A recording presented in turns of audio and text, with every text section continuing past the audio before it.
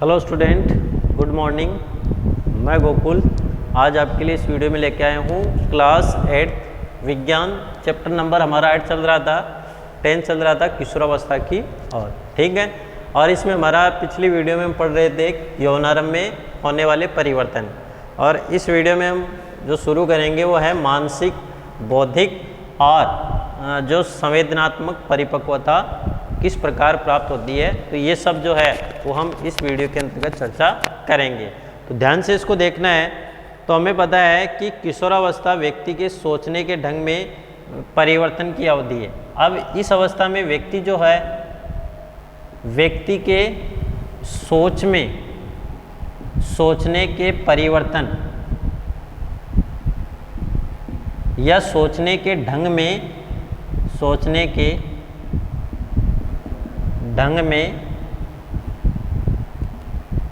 परिवर्तन होना है। अब इस स्थिति में क्या होता है, जब जो यौनारंभ होता है तो उस स्थिति में जो बच्चा है वो क्या होता है, उसके सोचने के ढंग में परिवर्तन होने लगता है, सोचने के तरीके में परिवर्तन हो रहा है। और पहले की अपेक्षा किशोर अधिक स्वतंत्र और अपने प्रति अधिक सचेत होता है।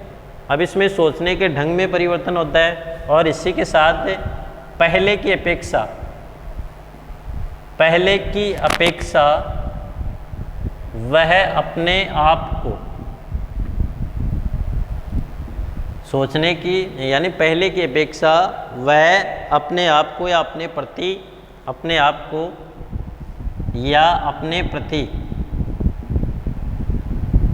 प्रति अधिक सजग होता है। यानी अपने बारे में सोचने लगता है कि हमें ये करना है, हमें ये वो करना है, तो अपने प्रति वो अधिक सजग होने लगता है। ठीक है, किस स्थिति में? यौनारंभ की स्थिति में यह अधिक सचेत होता है। इसमें बौद्धिक विकास होता है, सोच विचारने की क्षमता विकसित होती है। तो एक तो बौद्धिक विकास शुरू होता है इस अवस्था में, बौद्धिक विकास होता है। और उसके साथ साथ बात करें तो सोचने व विचारने की शक्ति बढ़ती है, शक्ति में वृद्धि होती है। उस शिशु के जो बच्चा होता है उसके सोचने और जो विचारने की जो शक्ति होती है उसमें वृद्धि होती है। और ये जो अवस्था होती है, कौन सी? किशोरावस्था। इस अवस्था में मस्तिष्क, जो हमारा माइंड होता है, ब्रेन होता है, मस्तिष्क जो होता है कि सीखने की क्षमता सर्वाधिक होती है। इस अवस्था में मस्तिष्क के सीखने की क्षमता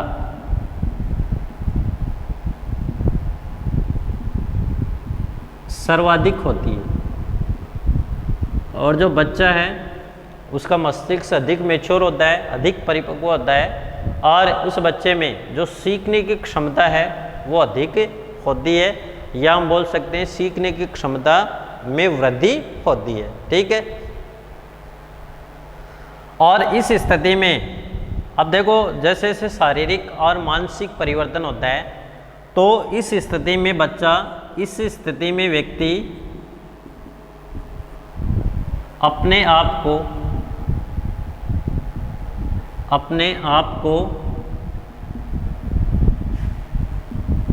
शारीरिक व मानसिक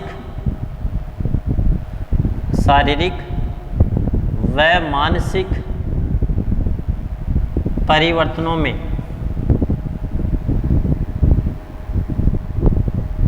ढालने का प्रयास करता है।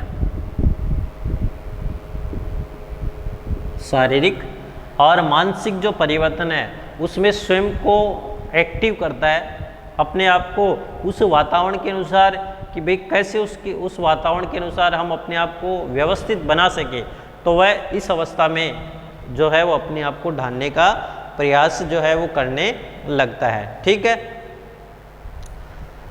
अब ये जो अवस्था होती है, अब कभी कभी इसमें क्या होता है, जैसे जैसे शारीरिक परिवर्तन होंगे तो वह अपने आप को असहज महसूस करता है। असहज जब महसूस करेगा तो उस स्थिति में उसका बाह्य वातावरण जो है उसके साथ सामंजस्य बिठाने में उसको तकलीफ होने लगती है, और ऐसी स्थिति जो है वो कभी कभी देखने को मिलती है। ठीक है, और किशोर होने के नाते आपको ये समझना चाहिए कि ऐसी स्थिति में असहजता का महसूस होना एक आम बात है, तो उसको हमें दिमाग पे नहीं लेना है। हमें सिर्फ यही ध्यान रखना है कि ये अवस्था होती है तो इसमें परिवर्तन होते हैं, तो उन परिवर्तनों के प्रति हमें वातावरण में ढलने के लिए कुछ परेशानियों का सामना करना पड़ता है, और यदि हम सही ढंग से उन परेशानियों को लेते हुए उनका सामना करेंगे तो हम आसानी से ये जो अवस्था होती है शारीरिक अवस्था में जो परिवर्तन होते हैं तो उनको हम आसानी से वहन कर सकते हैं, समझ सकते हैं और अपनी वृद्धि और विकास में योगदान दे सकते हैं। तो ये आपको इसमें ध्यान रखना है। तो ये बातें हैं वो यदि हमें ध्यान में है तो मानसिक, बौद्धिक और संवेगात्मक जो परिपक्वता हम प्राप्त करते हैं तो उसमें जो भी समस्याएं आती है तो उन समस्याओं का हम आसानी से निदान जो है वो कर सकते हैं। तो ये आपको कुछ बातें हैं वो ध्यान में रखने की आवश्यकता है। और अगला हमारा जो पॉइंट आएगा वो आएगा गौण लैंगिक लक्षण। इम्पोर्टेंट है परीक्षा की दृष्टि से, और इनमें से जो क्वेश्चन है वो कई बार पूछा जाता है कि किशोरावस्था में कौन कौन से गौण लैंगिक लक्षण है वो उत्पन्न होते हैं। तो अगला हमारा जो पॉइंट होगा वो होगा गौण लैंगिक लक्षण।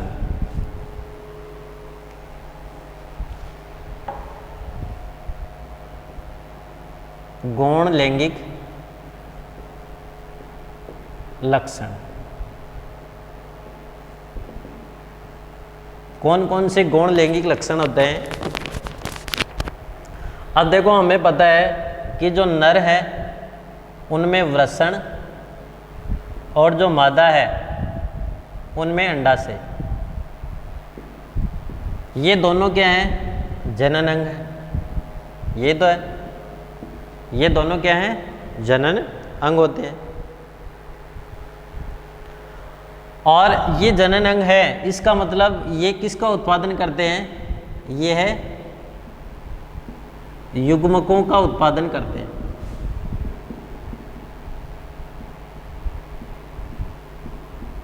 जनन अंग है इसलिए किसका उत्पादन करेंगे? युग्मकों का उत्पादन करते हैं। अब इसमें देखो, जो वृषण है उसके द्वारा जो युग्मक होंगे उस युग्मक का क्या नाम है? शुक्राणु। तो वृषण के द्वारा किसका उत्पादन किया जाता है? शुक्राणु। और जो अंडाशय है उसके द्वारा किसका उत्पादन किया जाता है? अंडाणु। ये शुक्राणु और अंडाणु क्या है? युग्मक, जिसमें शुक्राणु नर युग्मक और अंडाणु मादा युग्मक है। तो इनका उत्पादन जो है वो किन के द्वारा किया जाता है? नर और मादा जनन अंग होते हैं उनके द्वारा इनका उत्पादन किया जाता है। सेकंड बात आती है युवावस्था में। युवावस्था में जो लड़कियां होती है उनका स्तनों का विकास प्रारंभ होता है। लड़कियों के स्तनों का विकास प्रारंभ होता है, यानी स्तनों में धीरे धीरे जो वृद्धि है वो देखने को मिलती है। कब? जब युवावस्था में वो प्रवेश करता है उस स्थिति में। ठीक है। और लड़कों के चेहरे पर बाल उगने लगते हैं, अर्थात हम कह सकते हैं दाढ़ी मूछ आने लगते हैं। और बात करें लड़कों के चेहरे पर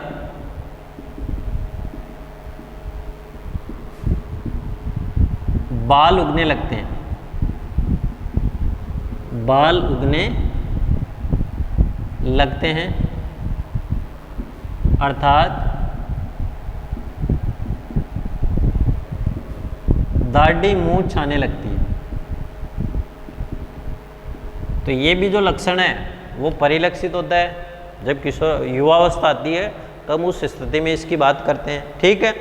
उसके पश्चात लड़कियों को लड़कों से पहचानने में सहायता करते हैं। तो यदि हम इसको परिभाषित करें तो वे लक्षण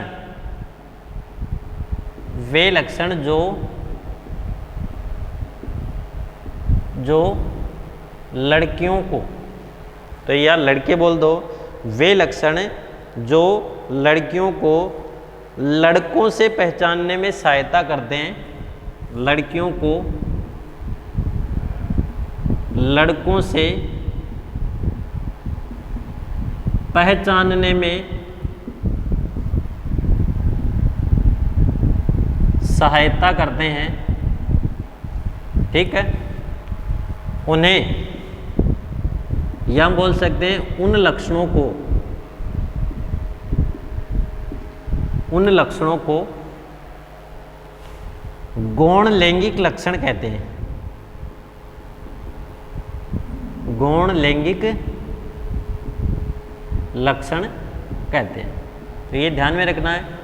तो इनमें ये जो हमने ऊपर लक्षण लिखे हैं, ये सब कौन से लक्षण हैं? गौण लैंगिक लक्षण कहलाते हैं। तो ये आपको एक दो बातें हैं वो ध्यान में रखनी है, ठीक है। अब उसके बाद में यदि हम बात करें, लड़कों के सीने पर बाल आ जाते हैं, सीने पर बाल आ जाते हैं,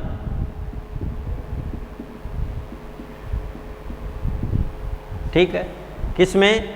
जब जो किशोरावस्था में गौण लैंगिक लक्षण उत्पन्न होते हैं, तो उसमें जो लड़के हैं उनके सीने पर बाल आ जाते हैं, और इसी के साथ जो लड़के हैं या जो लड़कियां हैं,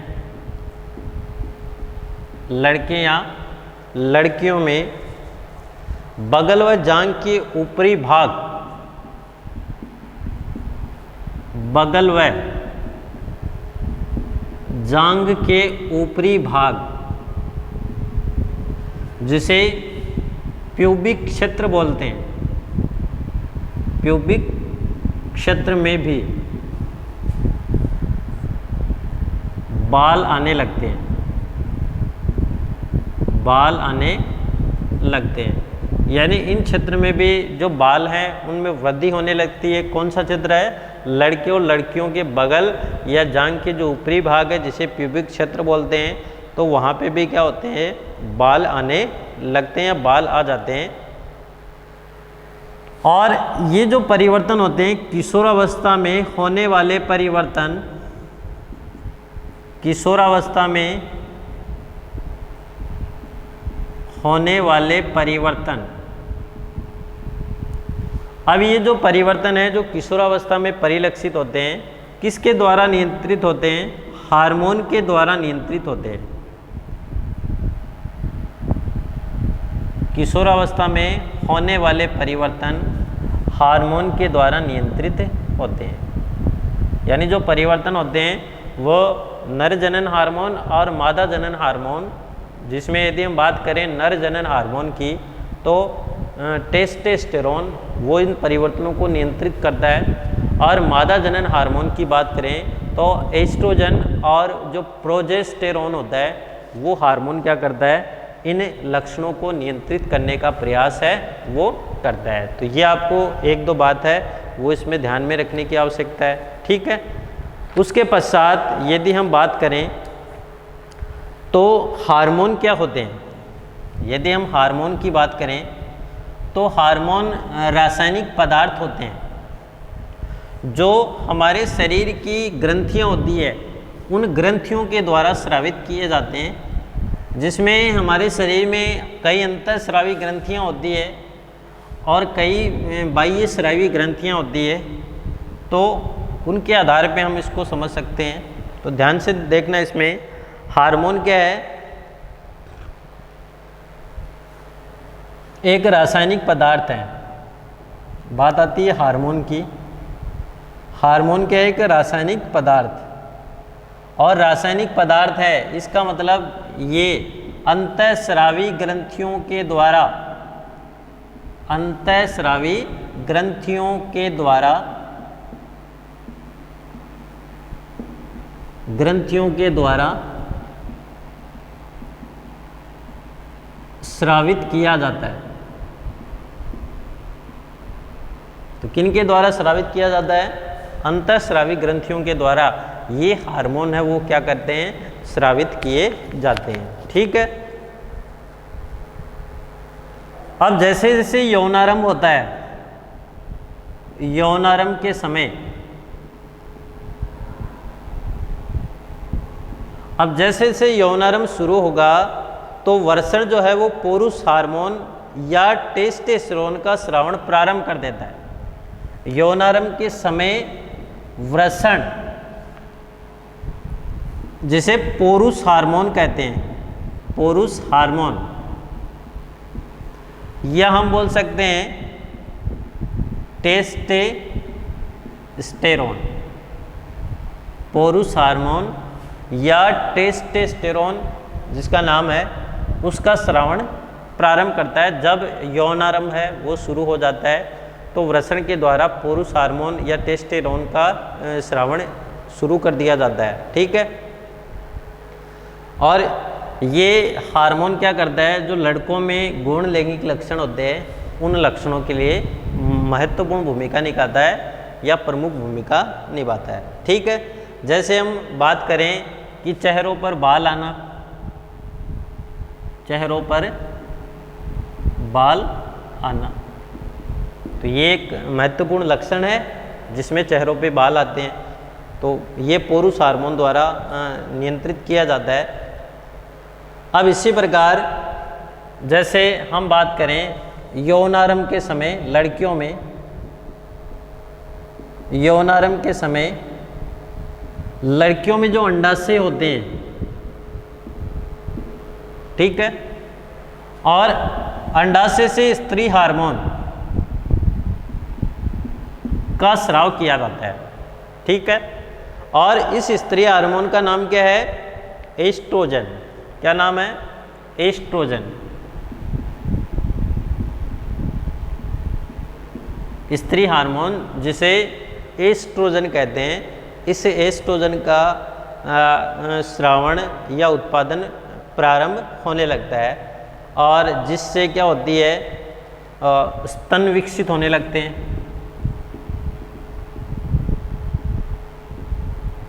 स्तन विकसित होने लगते हैं, पहली बात।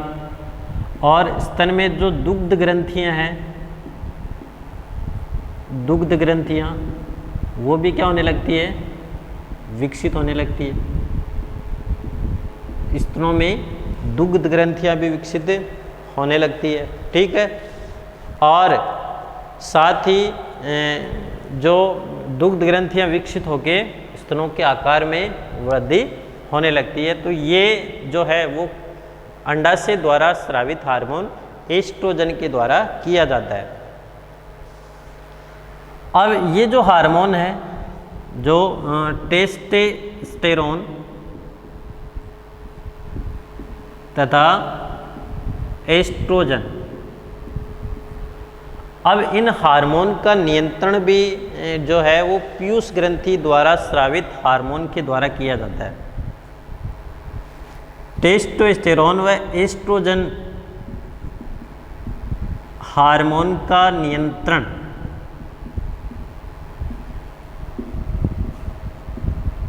पीयूष ग्रंथि द्वारा स्रावित पिट्यूटरी हार्मोन के द्वारा किया जाता है। पिट्यूटरी हार्मोन के द्वारा किया जाता है।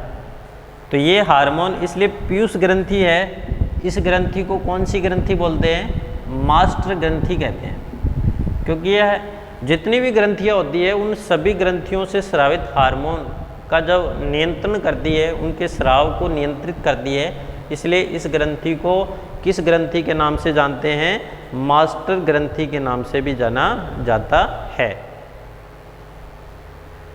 अब उसके बाद में हम देखते हैं हमारा जो अगला पॉइंट रहेगा, तो इस पॉइंट को पढ़ने से पहले हमें कुछ मुख्य बातें वो ध्यान में रखने की आवश्यकता है और ये हम अगले वीडियो के अंतर्गत पढ़ने वाले हैं। तो इसमें हमने अब तक जितना भी पढ़ा तो उसमें हमें कुछ बातें वो देखनी है। तो सबसे पहले हमें ये ध्यान रखना है कि गौण लैंगिक लक्षण किसे कहते हैं। तो गौण लैंगिक लक्षण वही होते हैं जो लक्षण लड़कों को लड़कियों में अंतर करने के लिए सहायक होते हैं, या लड़कियों को लड़कों के अंदर से पहचानने में सहायता करते हैं, गौण लैंगिक लक्षण कहलाते हैं। अब गौण लैंगिक लक्षण है वो किसके द्वारा उत्पादित किए जाते हैं? तो जैसे हम बात करें लड़कों में, तो लड़कों में जो जनन अंग वृषण होता है उसके द्वारा एक हार्मोन स्रावित होता है जिसको हमने पुरुष हार्मोन टेस्टोस्टेरोन नाम दिया। ये टेस्टोस्टेरोन हार्मोन गौण लैंगिक लक्षणों को नियंत्रित करता है, जिससे जो चेहरे पे बाल आ जाते हैं, जो आवाज़ जो है वो भारी होने लगती है, तो ये कुछ लक्षण है। इसी प्रकार जब यौनारंभ आता है तो लड़कियों का जो अंडाशय वो मैच्योर होता है और उसके द्वारा एक हार्मोन है जिसे एस्ट्रोजन हार्मोन कहते हैं। ये हार्मोन क्या करते हैं, जो स्तन ग्रंथियाँ विकसित होने में भूमिका निभाते हैं, ठीक है, और जिससे जो अंदर स्तन के अंदर जो दुग्ध ग्रंथियाँ वो विकसित होने लगती है, ठीक है। तो ये सब किसके हार्मोन के द्वारा किया जाता है? एस्ट्रोजन हार्मोन उसके द्वारा किया जाता है। इसी के साथ जो टेस्टोस्टेरोन और जो एस्ट्रोजन हार्मोन है, इन हार्मोन का नियंत्रण पीयूष ग्रंथि द्वारा स्रावित पिट्यूटरी हार्मोन के द्वारा किया जाता है। क्योंकि पीयूष ग्रंथि को मास्टर ग्रंथि कहते हैं, क्योंकि ये जितनी भी ग्रंथि हैं उन सभी ग्रंथियों के स्रावित हार्मोन के ऊपर नियंत्रण करती है। तो इस प्रकार हमने इस वीडियो के द्वारा, आज के इस वीडियो में गौण लैंगिक लक्षण है उसके बारे में पढ़ा, और हमारा अगला वीडियो होगा तो उस वीडियो में हम एक नया टॉपिक शुरू करेंगे।